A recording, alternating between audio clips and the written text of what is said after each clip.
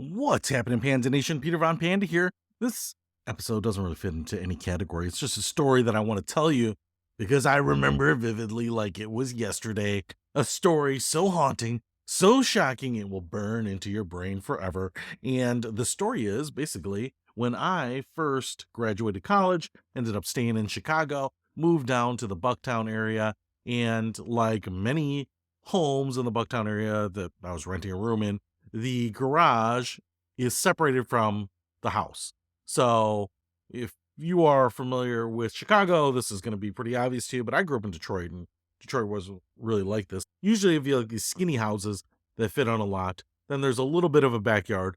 Then there is a garage that opens up, basically dumps into the alley. So basically, if you go into the alley behind any homes, all you'll see are the garage openings, right? So they're all over from Lincoln Park to Ukrainian Village, wherever. If you're lucky enough to have a garage, a lot of places don't even have garages, but we had a garage, and basically we would keep our garbage cans outside of the house, right on the back of the house, fill them up, and then garbage day, you would drag those cans through the little yard, through the garage, into the back alley, and that's actually where they picked up garbage in the alley. And so this was pretty common. You have some pretty big garbage cans. And one day I was taking out the garbage and I grabbed the garbage can, and it had been raining the night before, maybe 2 nights before. That just happens. And you got these big green cans, you tilt them so that you get them onto their wheels so that you can roll them. I've got to go 10 feet through the sidewalk here, through the garage. Not a big deal, but you've got that single garage door on the backside that you got to walk through, and then the big garage doors and snaking around the cars and all that. So I tilt the can down and I feel wet, sloppy, garbage water soaked towel roll out of the top of the garbage can. I'm living with three other guys. We're producing a lot of garbage.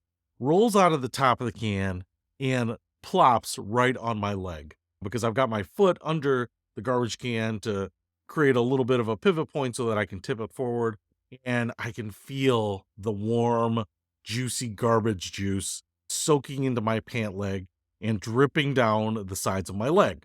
And I just am like grossed out. I can just imagine this water being brown or green or have spaghetti noodles in it. And honestly, right at that moment, as soon as I felt it plop on my leg, that's the best way to describe it, is plop on my leg, because it didn't hurt.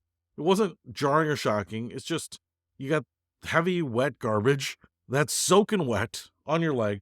The first thing I do is I throw my head back, lift my face to the sky, close my eyes, and just sigh.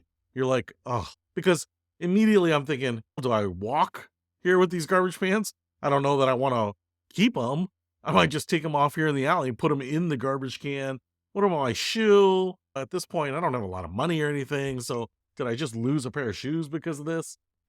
So I look down to see how bad it is. And I'm looking down from the sky, opening my eyes. I look down, and basically I have a pair of eyes looking back at me right above my knee. And I have a rat face, a giant rat face looking straight up at me, decently startled. His front legs are draped and wrapped around my knee. The back legs are draped around my ankle and wrapped around there. And he is just a fat guy that goes from nose to butt, probably about halfway up my thigh to my toes. And this guy is huge. He looks a small dog, like a 12 or 13-pound dog, but just dirty, wet, brown rat. And he isn't moving. When he fell, he just took like the dead possum tactic and just is draped on my leg and looking straight up at me, apparently as surprised as I am. As I'm looking at him, and as it sets in that I got a rat on my leg and not some dirty garbage water towel, I do a kick to kick him off. And here's how big he is. He just waddles away. He can't even run. I've always heard these stories about New York rats in the garbage, that they're so big. I'll tell you what, Chicago may be called the second city, but I don't think we're second to anyone in the size of our rats.